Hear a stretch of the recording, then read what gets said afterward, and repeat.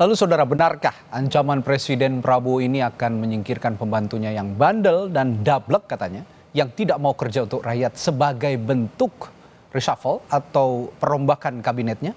Dan jika benar sinyal reshuffle terwujud, menteri mana saja yang dituju kira-kira? Kita akan bahas malam hari ini bersama Wakil Ketua Umum Partai Golkar Ahmad Doli Kurnia dan Direktur Eksekutif Indo Strategik Hoirul Umam. Selamat malam Bapak-Bapak. Selamat malam. Assalamualaikum warahmatullahi wabarakatuh. Waalaikumsalam warahmatullahi wabarakatuh. Bang Doli, gimana kalau Partai Golkar membaca pesan yang tadi malam diutarakan Pak Prabowo, bandel dan dablek akan ditindak katanya? Ya, saya kira itu pidato Pak Presiden yang memang seharusnya ya, he's supposed to do like that gitu loh. Artinya ini kan menunjukkan untuk kesekian kalinya bahwa Pak Prabowo, Pak Presiden kita tegas. Satu soal korupsi, ya kan. Yang kedua memang semuanya bekerja untuk rakyat, kan itu. Ya. Jadi kalau misalnya ada apalagi jajarannya yang tidak sesuai dengan dua misi besar itu, ya saya kira memang sudah sangat tepat Pak Presiden menyatakan pernyataan itu. Itu pertama. Nah yang kedua soal reshuffle, saya kira itu juga di dalam peraturan perundangan kita itu kan kewenangan hak privilege-nya presiden, ya. Jadi yang paling tahu kapan perlu atau tidak reshuffle itu dilakukan adalah Pak Presiden sendiri.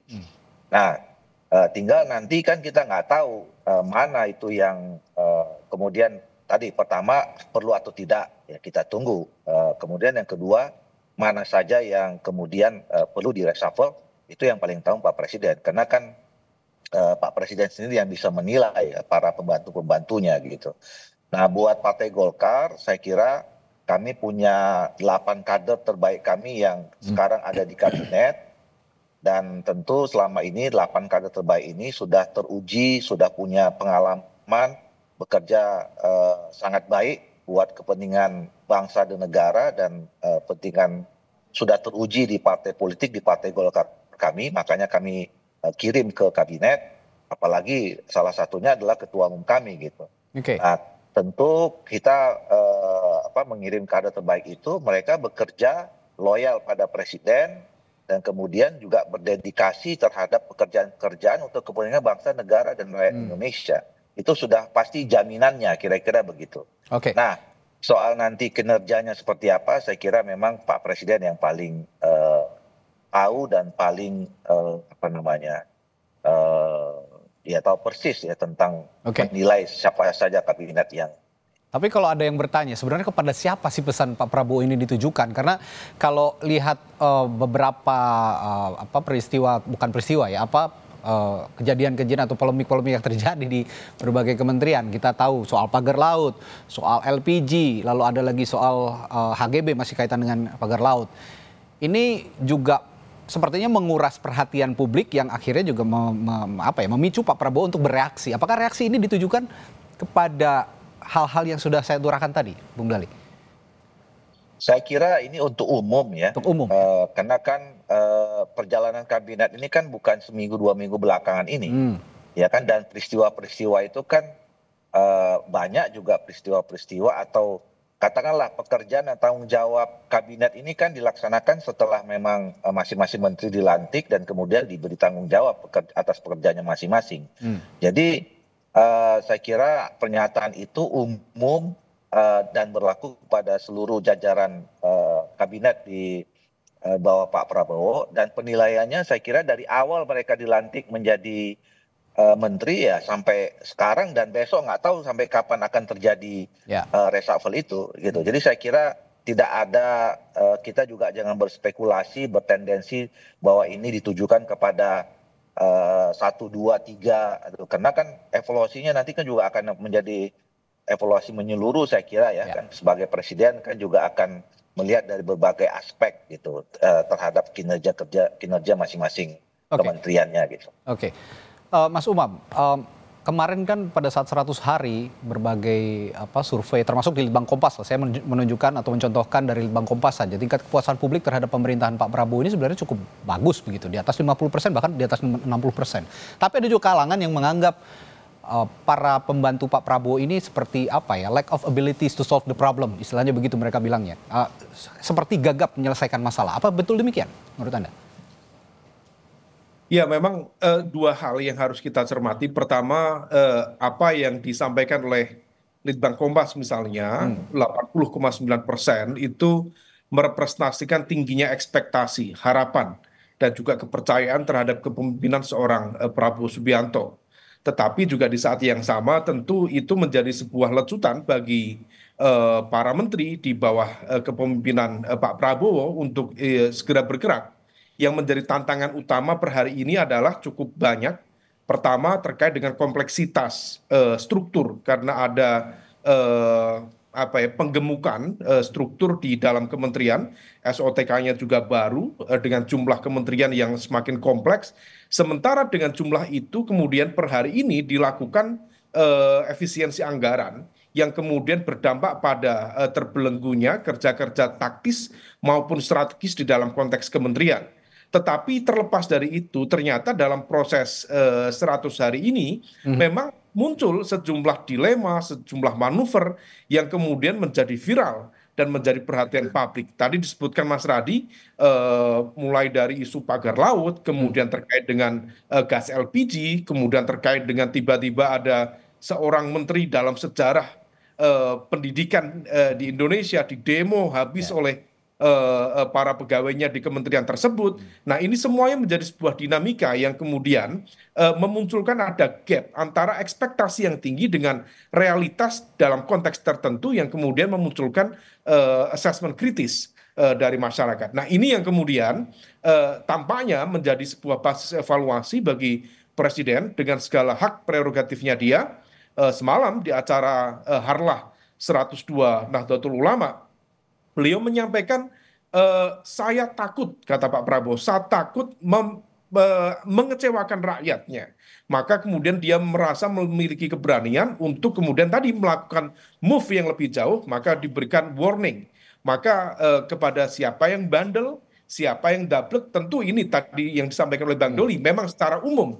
Tetapi di dalam konteks ini sebagai sebuah political warning, tentu diarahkan kepada para menteri jajaran di dalam kabinet yang tampaknya menciptakan kegaduhan-kegaduhan yang tidak produktif. Maka kalau misal kemudian mereka yang sudah melakukan itu layak untuk kemudian berkontemplasi kembali dan lebih berhati-hati supaya kemudian dalam proses reshuffle yang akan datang tidak menjadi target dalam reshuffle tersebut. Mas Radi.